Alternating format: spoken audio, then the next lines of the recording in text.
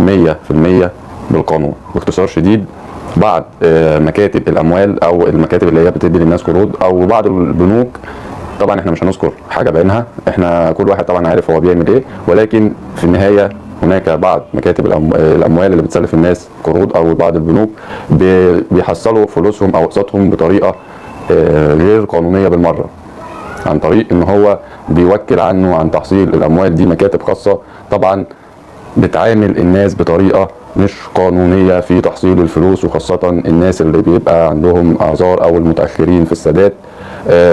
بيفاجئ راجل بيبقى قاعد في بيته امن بشخص يعتبر شبه بيتهجم عليه علشان يحصل الفلوس. مبدئيا انت كمكتب تحصيل اموال او انت كبنك، ده شخص خد منك قرض، حقك تاخده منه بالقانون، وده اللي متفق عليه.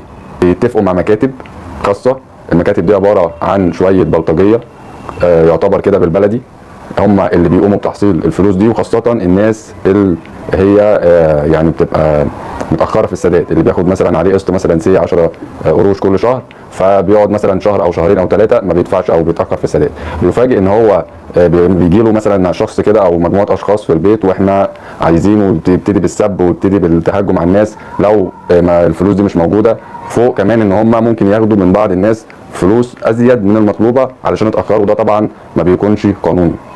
المقصود هنا انه انت ليك فلوس او انت خلاص اتعاملت مع المكتب ده وخدت القرض وليك فلوس، حقه ان هو ياخد منك القسط الشهري بتاعه، ولكن بالقانون. انت مثلا شخص اتاخر عليك في السداد، اتعامل معاه بالقانون. ما بالقانون اللي هو ايه؟ هتاخد الوصل بتاعه او هتاخد اللي هو ما يفيد ان الراجل ده اتعامل معاك واخد منك فلوس وانت الراجل ده ما بيدفعش الفلوس اللي عليه، وده طبعا مخل بالاتفاق، وشوف انت هتاخد حقك ازاي بالقانون. لكن ما توصلش انك انت تتعدى، وخاصه لما بيكون الموضوع المتعامل فيه ده بيستغلوا فيه ان هو لو في مثلا ايه ست هي اللي متعامله او واخده القرض، فما بالك مثلا انت، ما بالك واحده ست يخبط عليها شخص ويقول لا، ويبتدي الحوار ما بينهم يوصل حدته للسب والقذف وشبه التعدي.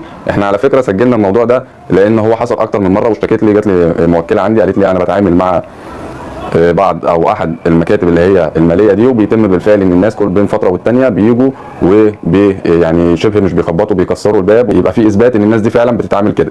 فابتدت فعلا ان هي تعمل كده، وابتدت ان هي تاخد المعلومات من الاشخاص دي اثناء الحوار اللي دار ما بينهم، وبالفعل احنا قمنا واشتكيناهم وحقنا خدناه بالقانون وخدنا ضدهم احكام. ليه؟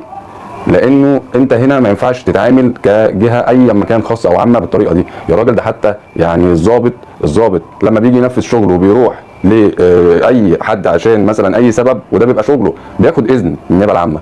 فما بالك انت شخص اساسا يعني عايز من واحد او عايز من حد فلوس، فانت المفروض انك انت واخد عليه ورقه وقلم بيقول ان الشخص ده واخد مني كذا وبيسدد لي كذا كل شهر، فمش من حقك انك تتعدى عليه او تسلط عليه حد ان هو يروح. وخلي بالك من نقطه، انا كلامي هنا بيكون موجه للاشخاص اللي بتتعامل في تحصيل الفلوس بالطريقه دي. البنك او الجهه او المكتب الاساسي اللي بيدي الناس الفلوس لو شايف ان الطريقه دي مش خطر عليه ما كانش هيجيبك. انت عارف وانت بتتعامل معاهم انك انت بتعمل غلط، فخلي بالك علشان ده برضو مردوده القانوني خطر عليك، واسال مجرب وما تسالش طبيب زي ما بيقولوا.